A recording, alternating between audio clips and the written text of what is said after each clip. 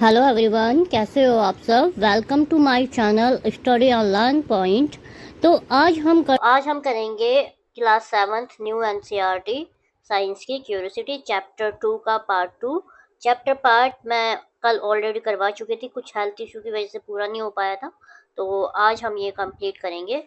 हम थे activity 2.7 let us experiment पे। तो चलो अभी ये एक्टिविटी हम देख लेते हैं। Take 1 drop of lemon juice in a test tube and add around 20 drop of water it and observe the color। आपको क्या करना है, जैसे एक टेस्ट ट्यूब लेनी है, ठीक है। टेस्ट ट्यूब आप लोगे, उसमें आपको क्या करना है, एक बूंद लेमन जूस डालना है, मतलब नींबू का रस डालना है, ठीक है। नींबू का रस जैसे आप डालोगे उसमें, नींबू का रस डालने के बाद देखो, जैसे ये एक टेस्ट ट्यूब है हमारी, ठीक है, ये एक टेस्ट ट्यूब है, इसमें नींबू का रस डालना है। फिर उसके बाद क्या करना है, आपको इसमें 20 ड्रॉप्स पानी की डालनी है और ऑब्जर्व करना है। Add a drop of blue litmus solution to it. और फिर इसमें आपको क्या करना है, आपको ना इसमें ब्लू लिटमस का सॉल्यूशन डालना है। अब आप फिगर 2.10 ए देखो देखो, पहले आपने लेमन जूस डाला, फिर 20 ड्रॉप पानी की डाली, फिर आपने एक ड्रॉप डाला blue litmus. Do you observe any colour change? आपको कोई कलर चेंज दिखाई दिया?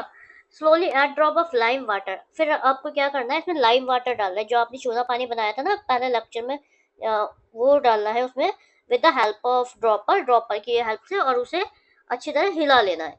What do you observe? आप क्या देखोगे, देखो, ठीक है। अब इसका कलर कैसा है, यहाँ पे इसका कलर है रेड, है ना, रेड है, ये रेड कलर है यहाँ पे इस वाली ट्यूब पे। अब आपने लाइम वाटर, उसमें लाइम वाटर डाल दिया, ठीक है। तो अब क्या देखोगे, फिगर 2.10 बी में आप क्या देखोगे, इसका कलर कैसा हो जाता है। तो अब आपको क्या देखना है, फिर आपको क्या करना है, अगेन इसमें एक ड्रॉप डालना लेमन का। तो आपने क्या देखा, इसका कलर कैसा हो गया, कलर कैसा हो गया इसका, ब्लू।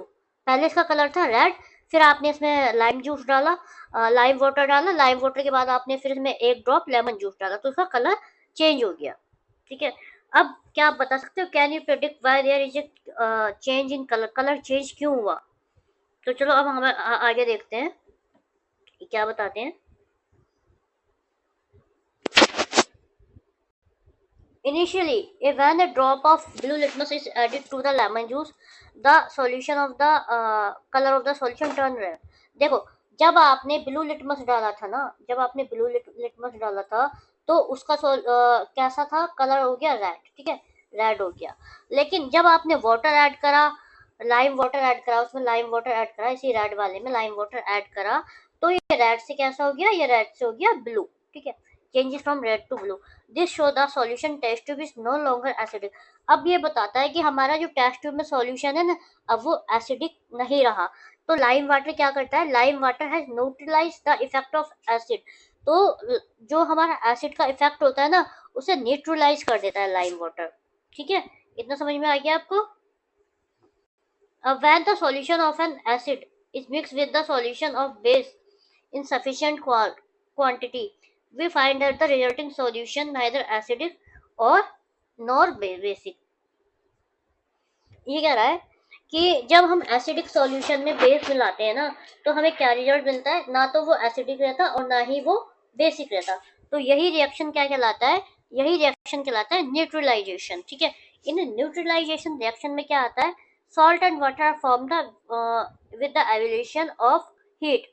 अब देखो, जैसे एसिड और बेस को मिलाएंगे तो क्या क्या बनता है, सॉल्ट, वाटर और हीट, ठीक है। एसिड और बेस को मिलाने पे क्या बन जाता है, सॉल्ट, वाटर और हीट निकलता है, ठीक है। There are many example in everyday life. हमारी एवरीडे लाइफ में बहुत सारे एग्जाम्पल है। When you can observe the neutralization process, जहाँ पर आप न्यूट्रलाइजेशन का प्रोसेस देख सकते हो। अब हम यहाँ पे एग्जाम्पल देखेंगे। यहाँ पे 3 सॉल्यूशन सिचुएशन दी गई है। Situation 1, Kirti was observing A butterfly in the garden. Kirti observe करती है कि गार्डन में बटरफ्लाई उड़ रही है, with her hand resting on the tree trunk. तो वो क्या करती है कि पेड़ के पास ना अपना ऐसे हाथ रख लेती है, ये देखो इसने हाथ रखा हुआ है पेड़ के पास, तो यहाँ पे एक चींटी उसको काट लेती है, ठीक है, लाल चींटी उसे काट लेती है, leaving her skin with stinging pain. और उसके ना स्किन में, हाथ में दर्द होने लगता है। Her brother help her by applying most baking soda.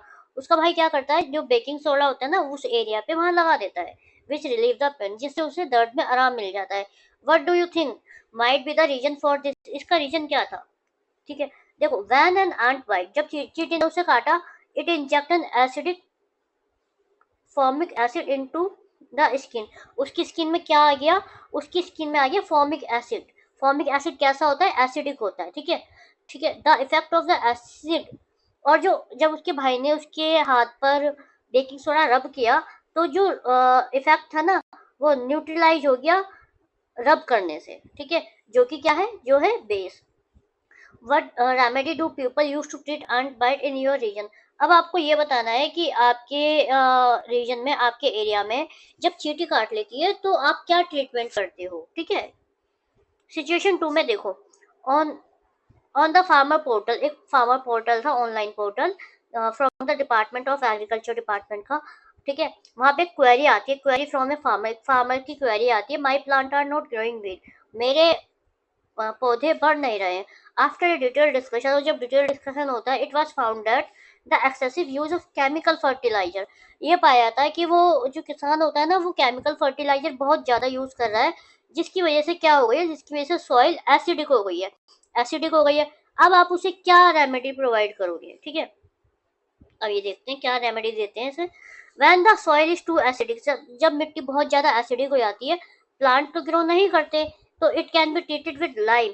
तो इसमें क्या मिलाया जाता है? लाइम। जैसे आपने लाइम वाटर बनाया था ना, तो लाइम वाटर का छिड़काव किया जाता है, उससे इसकी प्लांट क्योंकि लाइम क्या होता है? वो बेस, वो न्यूट्रलाइज कर देगा, न्यूट्रलाइज कर देगा, तो उससे उसके प्लांट बढ़ने लग जाएंगे। If the soil is basic, अगर सॉइल बेसिक है, organic matter like manure and compost leave are added to it, और जो मैन्योर है, कंपोस्ट है, वो उसमें ऐड किए जा रहे हैं। Organic matter release acid that neutralize the basic nature of this soil. Organic matter क्या करते हैं? एसिड को रिलीज करते हैं, जिससे वो मिट्टी होती है ना, मिट्टी का नेचर न्यूट्रलाइज होकर बेसिक हो जाता है। ठीक है, समटाइम द सॉइल में भी न्यूट्रल, समटाइम क्या, कुछ कई बार क्या होता है कि हमारी मिट्टी ना न्यूट्रल होती है। ठीक है, but the plant growing in may still slow poor health, लेकिन फिर भी प्लांट क्यों नहीं बढ़ते? वो क्यों नहीं बढ़ते? वो नहीं बढ़ते due the deficiency of nutrition in the soil, क्योंकि हमारी सॉइल में न्यूट्रिशंस नहीं होते, इसी वजह से नहीं बढ़ पाते। अब हम देखते हैं solution number 3। Ashwin friend Gurveer stayed near an industrial area. He shared with him the fish population in his neighborhood lake was declining day by day. Ashwin बताता है कि मैं एक इंडस्ट्रियल एरिया के पास रहता हूँ, और वहाँ पर ना एक लेक है, वहाँ पे फिश की पॉपुलेशन डे बाय डे घटती जा रही है। What do you think might be the cause for this? इसका क्या रीजन हो सकता है? It may be due to the factory waste, क्या ये फैक्ट्री वेस्ट की वजह से हुआ है? Was being release into the lake. ठीक है, कि जो लेक में फैक्ट्री का कूड़ा करकट डाला जाता है, उसकी वजह से हुआ है।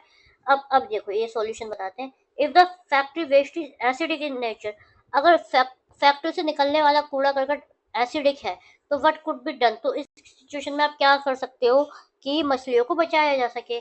The factory waste can be neutralize by adding basic substance. अब ये कह रहे हैं कि आपको फैक्ट्री वेस्ट को फेंकने से पहले उसको बेसिक सब्सटेंस में लाना चाहिए, जिससे वो न्यूट्रलाइज हो जाए।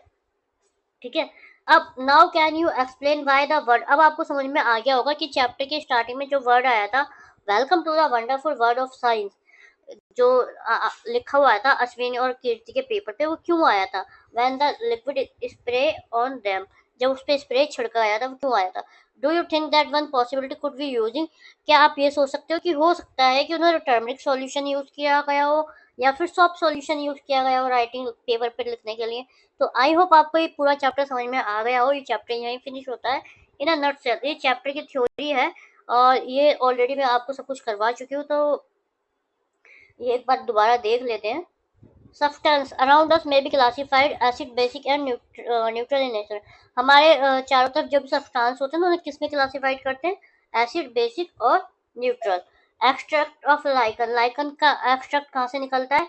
Red rose, red hibiscus, purple cabbage. ये किस लिए यूज किए जा सकते हैं? ये नेचर ऑफ सब्सटेंसेस के है, और ये एज ए इंडिकेटर यूज किए जा सकते हैं। Substance that show different colour in acidic and basic, जो सब्सटेंस डिफरेंट कलर शो करते हैं, वो क्या क्या कहलाते हैं? वो कहलाते हैं acid, basic acid base indicator कहलाते हैं, ठीक है। Acid turn the colour of blue litmus to red.